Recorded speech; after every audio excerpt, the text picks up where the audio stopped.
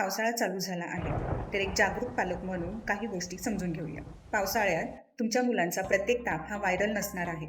समजा तुमच्या मुलांचा ताप 48 तासापेक्षा वर असेल, त्यासोबतच थंडी वाजून येत असेल, अंगावरती काही लालसर दाणे असतील, रॅशेस किंवा ब्लिडिंग टेंडन्सी असेल, तर हा ताप डेंग्यू, चिकनगुन्या किंवा मलेरिया असू शकतो. जर का अशी काही लक्षणं असतील, तर तुम्हाला तुमच्या डॉक्टरांनाच दाखवायचं आहे. डॉक्टरांच्या जुन्या प्रिस्क्रिप्शनवरती परस्पर फार्मसिस्टकडून अँटीबायोटिक्स घेऊ नका, कारण डेंग्यू, मलेरिया आणि चिकनगुन्या हा अँटीबायोटिक्सनी बरा होत नाही.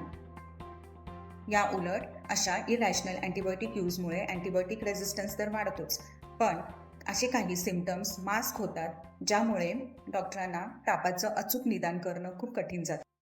लहान मुलं म्हटली तर पाण्यात खेळणारच, पण एक जागरूक पालक म्हणून आपण त्यांच्याकडे लक्ष ठेवूया.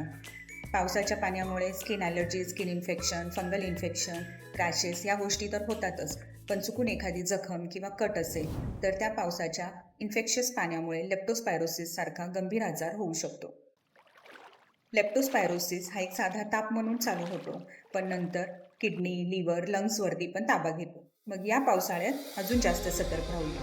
Happy monsoon.